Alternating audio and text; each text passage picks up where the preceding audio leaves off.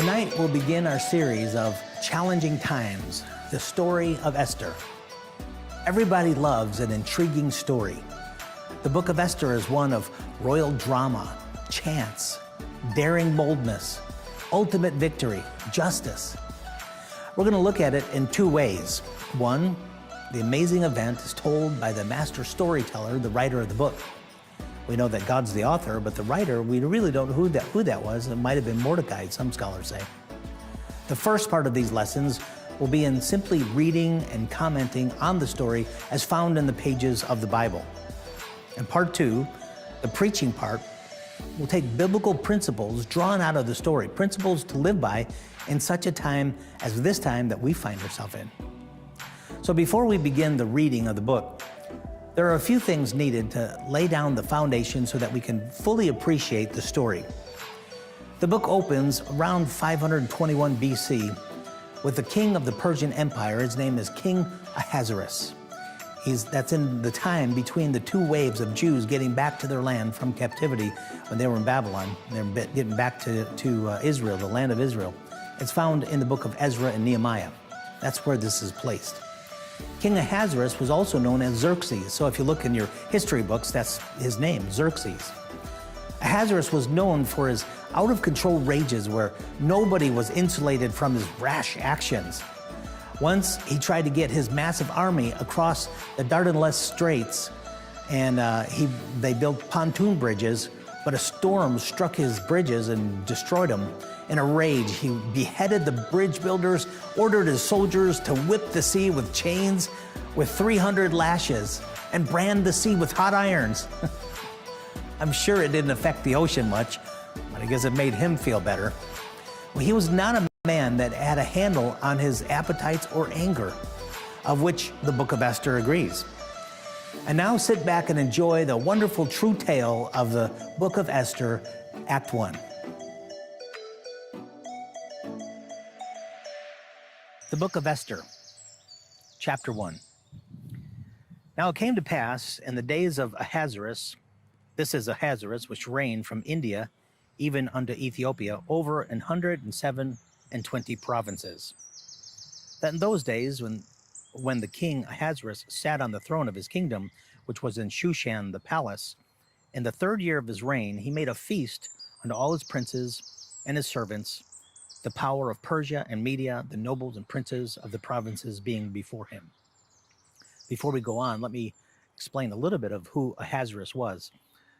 History tells us that Ahasuerus is the same Greek rendition of his name, Xerxes, or Artaxerxes. And he ruled from, it says India, but that's not the peninsula India, but that's where the Indus River runs into, which is around Pakistan today. So it's in that area of Babylon, where Babylon was in Pakistan. It's from that all the way down south of Egypt into Ethiopia. 127 provinces. I mean, probably the most powerful man on earth at the time. It says that he was of the power of Persia and Media. Sometimes you've heard of the law of the Medes and the Persians, haven't you? Book of Daniel, there's several times, if there's something written that can't be contradicted, that's the law of the Medes and Persians. It's always listed as Medes and Persians. But here, the Persians actually were on top. They were the ones that were the most powerful of the Medes and Persians. And so it's listed as the Persians, Persia and Mede. Persian Media. Anyway, so here in the 3rd year of this guy's reign, and he was a builder. He was, man, he did a lot of things. He was no slouch. The guy was a leader par excellence. Anyway, so here we go. In verse number 3. In the 3rd year of his reign, he made a feast unto all his princes and his servants, the power of Persia and Media, the nobles and princes of the provinces being before him. When he showed the riches of his glorious kingdom and the honor of his excellent majesty many days, even in 180 days. So he's displaying his power. He's displaying his kingdom. He's proud of it. I mean, things were at that point in peace. And so he was prosperous, and he had so many powers and so much prominence. He kind of wanted to show it off. So for 180 days, this is 6 months, they had a shindig that was a party that he was going to be putting on for his dignitaries and his workers and his leaders among these 127 provinces. He was going to have this giant 6-month party. Verse 5. And when these days were expired, the king made a feast unto all the people that were present in Shushan the palace, both unto great and small, 7 days in the court of the garden of the king's palace. This, the culmination of his party was he's inviting everybody. Everybody was there, and archaeologists say that the garden place was a place where it was a big open area where there was maybe pillars, where there's open, where there's breeze. This was the time of the year where it was really hot, and it was breeze was welcome, and so it was a big garden area where everybody can kind of fit in there. It's kind of like a big plaza kind of place where he had everybody. Verse 6.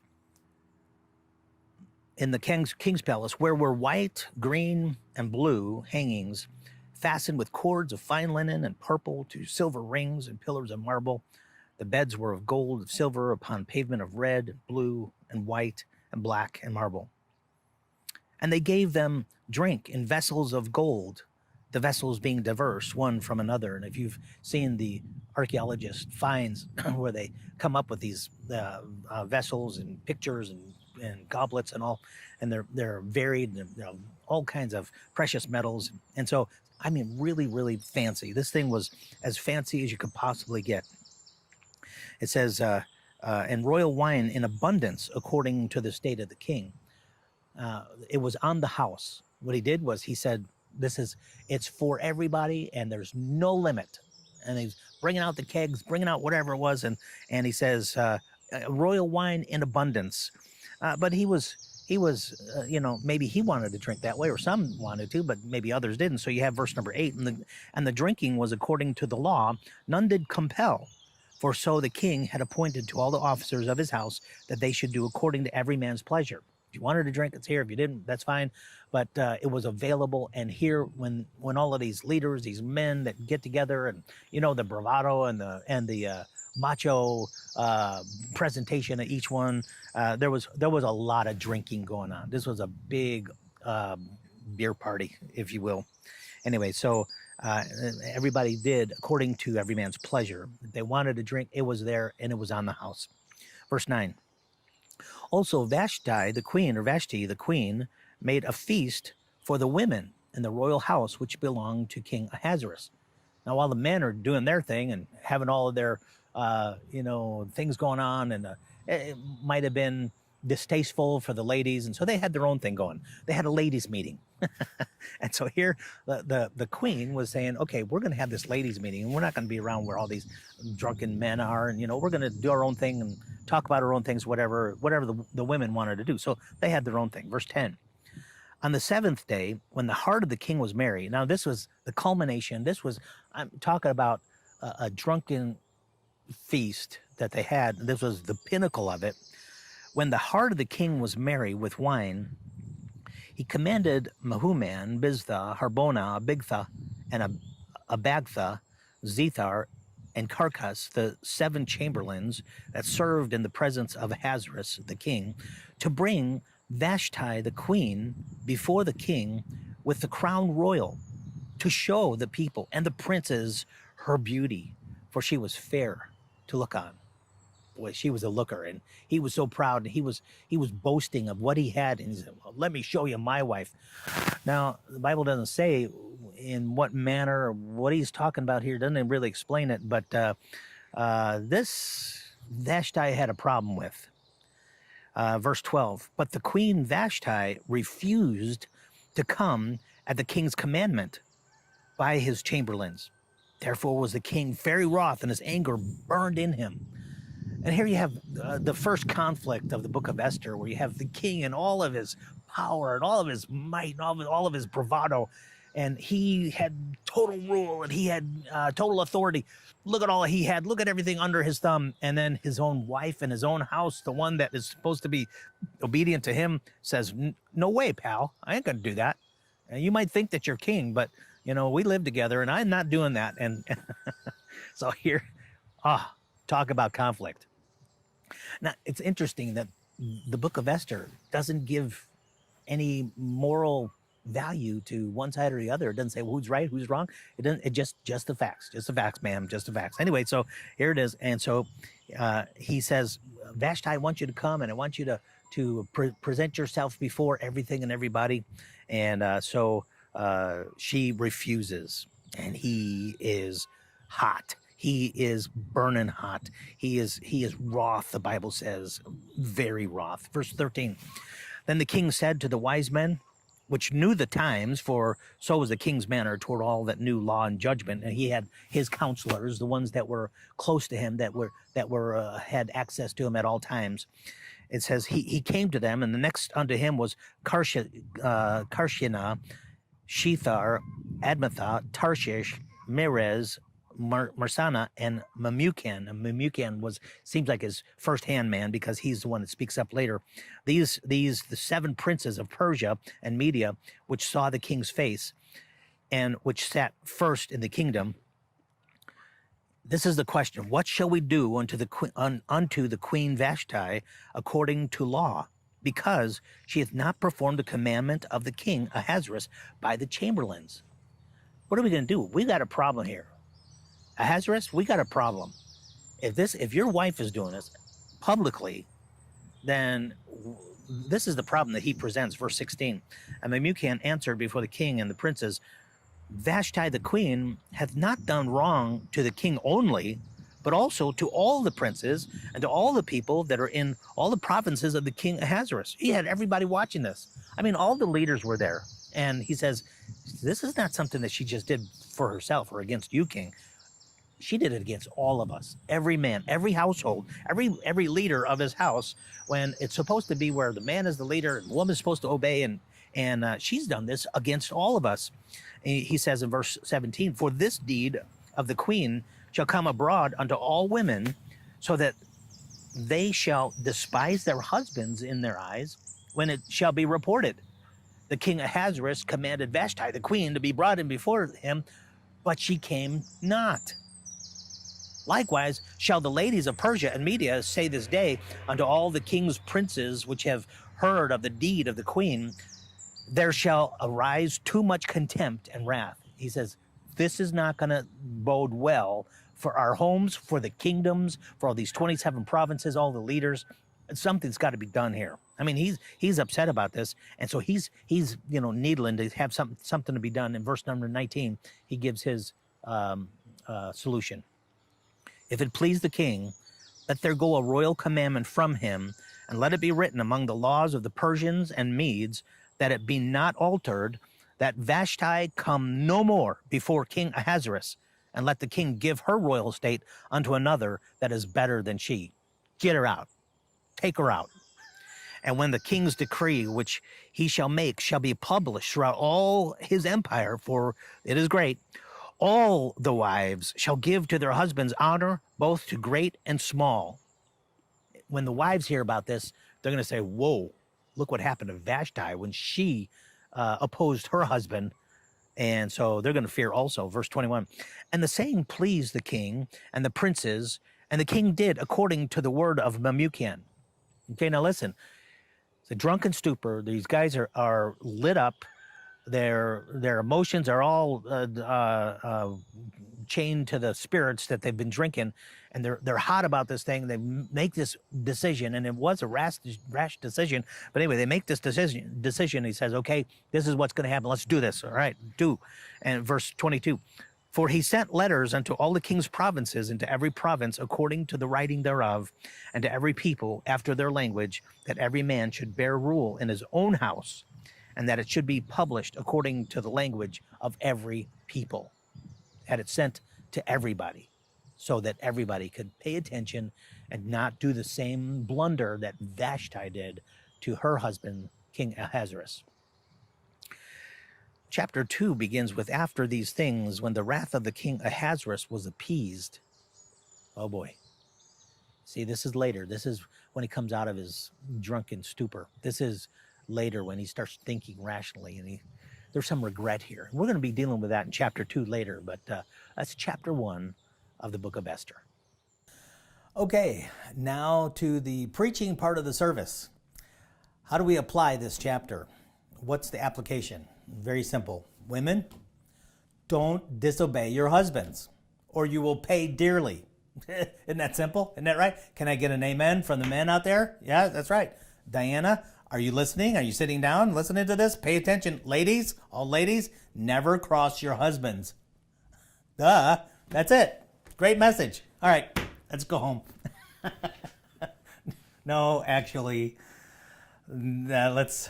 you are home. Okay, so anyway, let me finish the message here. Now that I got all the women upset, getting back, sitting down on the couches and everything, let's seriously, let's get into the passage. Some thoughts, because the narrative here in the story really doesn't give any moral application or judgment one way or another. It's just a story, just the facts. And so that's it. It just gives the facts there. And so let's see if we can fill in some of the blanks a bit. The issue here with the men here, Ahasuerus and the 7 counselors and all the men of the 127 provinces, it's let's face it, this whole conflict came about to save face for the king in front of his friends. The ramifications of this were great, not only to the king and to the leaders there, but to the whole kingdom, all 127 provinces. The king was pushed to some pretty poor decisions because of the peer pressure of others. I mean, he was forced. I mean, the men that were around him, they were all talking about this, and it was in presence of everybody. And so then he kind of made a rash decision there. But don't think that peer pressure is dead, or maybe something that just our youth deal with. No, it's very much alive. It's in churches. It's everywhere. It's among young people. It's among older people. It's permeated our thinking and our actions in so many ways. Don't buckle to peer pressure. It's never good and never does any good. Proverbs 29, verse number 25 says, "The fear of man bringeth a snare, but whoso putteth his trust in the Lord shall be safe." And so, we look at that going on in this chapter. But then also, take a look at Queen Vashti. Was it insubordination or was it integrity? The narrative really doesn't give the details or the reasons why Vashti would disagree with the king's request. The only thing it says, verses number 11, verse number 12, it says he was going to bring Vashti, the queen, before the king with the crown royal to show the people and the princes her beauty, for she was fair to look on. But the queen, Vashti, refused. Now, like I say, it doesn't say why. It doesn't say anything about that. The question remains, why did she object? Given the landscape, it may have been one of two things. Number one, it could have been that she merely objected to the men's crude behavior. I mean, this was a drunken party, the culmination of 6 months of partying, and the last week a big shindig. There was drinking, there was brawling, boasting. There was it was generally a rude mess. What do you think happens in those kinds of surroundings? Well, the answer is you go to any bar, you go to any pub, and there's going to be loud music, drunkenness, lewd speech, violence. It goes along with that. We do know that the ladies were not having any of it because they were holding their own ladies' meeting. That's what it says, where the ladies were dealing with things that interested the wives or the mothers of that crowd, whether they're talking about home or palace decorations or fashion or makeup, I don't know, hairstyles, child rearing, whatever it was that they were doing. I don't know what it was that they were doing. I'm just kind of guessing because I'm familiar with some of the ladies' meetings that go around here. And so they were doing their own thing because maybe they just didn't want to be around that. They didn't want to be around the things that were interesting the men. Or it could have been this, and this is what I think. She objected to an immodest, vulgar show. I really believe that's what it was that King Ahasuerus was calling for. See, the lewd talk that permeates the bold bravado may have pushed this king to boast of what he had to go home to each night. I can see him talking to the guys. Hey guys, eat your hearts out. Get a load of my wife. I'm telling you what, she's really beautiful. The king absolutely wanted to flaunt her beauty. But as far as, how far down that he was willing to descend, we don't really know. It certainly was possible that he intended for her to be paraded, maybe even naked in front of the men. And that was just too much. She refused to oblige anyone to take her dignity no matter the cost. Do you think she didn't fully understand what she was getting into by her refusal? I think she knew exactly, with her eyes opened. Remember, she was married to this guy. I'm sure that she realized exactly what this could cost her drunken husband that flew off the handle at angry rages. And she took a stand. Now, I don't see her objection just being that the party was crude and she just didn't want to come before him. Well, she just hold her nose and come on in there and at the behest of the king. There seems to be more than that to draw a response that she knew that she was gambling her position away. She understood that. She held to the conviction that her dignity was more valuable than even her life. So let's just bring this to a close here tonight. Just 3 things will be done. 3 applications of this chapter. Number 1, don't give empty orders. That's what King Ahasuerus did. He said, well, listen, this is what we're going to do, and I want my wife to come in. And he wasn't maybe thinking about what he was saying, but he ordered her to do something that she couldn't do. Don't give orders that you can't stand behind and that you can't enforce. This was a great failure of King Ahasuerus. He was rash. He was drunk. He was influenced by peers. He was more concerned by the opinion of others than those who really mattered to him. And he regretted his rash decision. We read a verse in chapter 2 where it says, after these things, after the anger, after the rage, after the law that went out, after these things, when the wrath of King Ahasuerus was appeased, he remembered Vashti and what she had done and what was decreed against her. Sounds like regret to me. He was wrong. He knew that she was right to refuse him, and it was a bad order. So number 1, don't give empty orders. By the way, parents, same thing with your kids. Don't give empty orders. If you're gonna tell them to do something, then follow through with it. Don't say whatever it is and then don't follow through, and then you're just teaching them that you don't keep your word, or that they can take their chances. And you remember, the relationship that children have with their parents, with the authority in their life, is the same kind of relationship that mirrors our relationship with God. That's what Jesus said. This is how you pray, our Father which art in heaven. It's that same relationship. So if you're gonna give orders that are good and thought through and things that you can stand behind. Don't give empty orders. Okay, number 2, determine your values. Oh boy. Queen Vashti had to know what she was in for. She had thought all of this stuff out prior to the conflict here. Proverbs 11:16 says, a gracious woman retaineth honor, and strong men retain riches. A gracious woman retains honor. Boy, that's maybe even rare today, but boy, that's so important. There are some things worth more than popularity or wealth or security or position, things that outweigh the obvious things that so many view as paramount. I mean, the world is going after the things that people are they're striving for. Look at what she had in her generation, what Vashti had before her divorce or her being expelled from the kingdom. Things that she had was wealth and servants and position and clothes and security. She had it all. It was all there. But none of that weighed in as much as what she valued more than that. And that was her integrity, her dignity. Psalm 37 verse 16 says, a little that a righteous man hath is better than the riches of many wicked. So here it's saying that, hey, listen, now think of what, people don't know the Lord, people that are rich and wealthy and well off, and what they have, the mansions, the cars, the bank accounts, whatever it is, the power that they have, no matter what that is, it says that a little that a righteous man has is better than that, because of the integrity and the clear conscience and a life that's not run by things or possessions or things like that.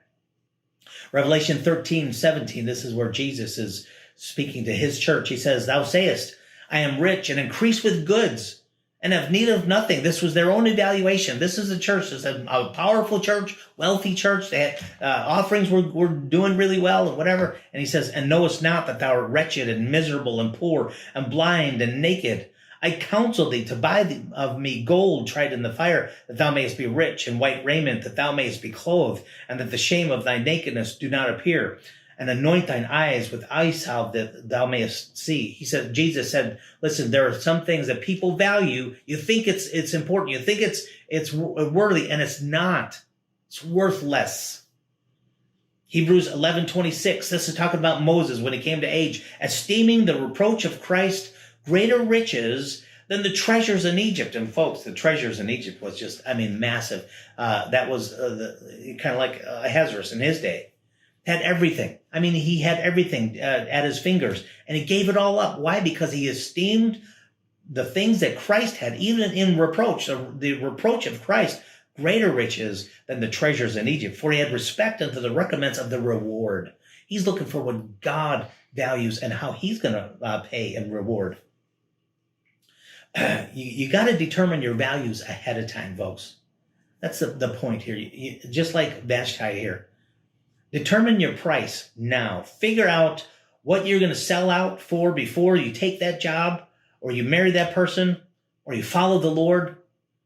What is it going to take to get me off the tracks? What is it going to take for me to go back on my word, to renounce what I've decided that I was going to be going for? The answer should be nothing at all.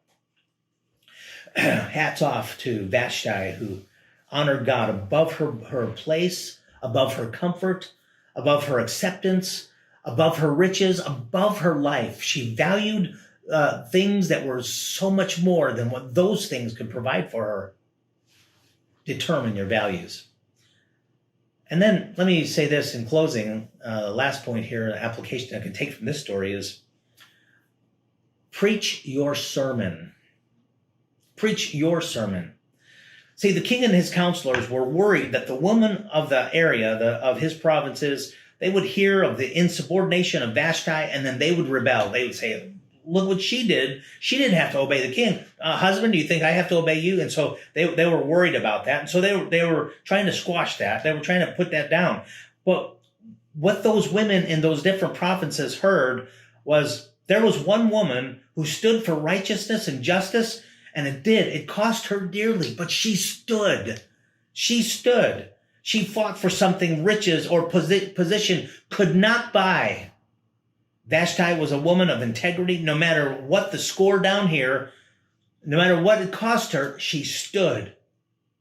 And you know what? Since she stood, since there are other women of integrity, I think I can stand too. Integrity is not lost. That was what was preached to the multitudes of women in that kingdom. Do you know why so many women today lose their integrity? They sell their souls, they sell their body, they sell their beauty to the highest bidder. Folks, we're surrounded with women like that. Why? Well, maybe it is that they don't see giant women of character holding fast to their integrity. Why don't we see some more women like that? The crowd has long left the dock. Loose women are a dime a dozen. But godly women, now that's a different story. Proverbs chapter 31, that famous chapter, the chapter of what do you call that woman? You're probably all saying it right now. What woman? Virtuous? Virtuous, thank you. I got one of the members here. Thanks, Brother Lamar. Virtuous woman, the chapter of the virtuous woman. Proverbs 31, look at verse 28. Her children rise up and call her blessed. Her husband also, and he praiseth her. Many daughters have done virtuously, but thou excelleth them all. Favor is deceitful and beauty is vain, but a woman that feareth the Lord, she shall be praised. Do you know why so many men have lost their integrity? Because so many have dipped and bowed and fallen everywhere for a price, for some kind of a dollar amount or some kind of a position of authority or whatever. Not many examples exist any longer of men of integrity. Job's wife called out to Job to join the rest of the fallen crowd in Job chapter 2, verse number 9. Then said his wife unto him, dost thou still retain thine integrity? Curse God and die. What are you hanging on to? Why is it so important to you, Job, that you hang on to that integrity? But you know what? That was the integrity that God mentioned. He valued. That you see in chapter 2, verse number 3. It says, the Lord said unto Satan, hast thou considered my servant Job, that there is none like him in the earth, a perfect and an upright man, one that feareth God and escheweth evil, and still he holdeth fast his integrity. God said, and he said that with a smile. He holdeth fast his integrity, although thou movest me against him to destroy him without cause. I mean, God valued that. God values integrity. It makes a difference, people. Vashti is a majestic queen in my book, and if she refused to order for righteousness' sake, then God is going to honor her in the way that she should be honored. Who knows? Maybe Vashti was brought to the kingdom for such a time as that. You know, the whole book is about Esther and how that she was brought, and we're going to be looking at that and finding our purpose in this world that we're at in these challenging times. But and Vashti sometimes is looked over, but maybe she came to the kingdom for such a time as that to give other women hope that there are women of integrity. Why don't we ask God if he wants to use us here and now for such a time as this? Let's pray. Lord, I pray that you just bless, that you would help us to honor your word and honor you and go after your will and your purposes in our lives. Lord, I pray that you just bless.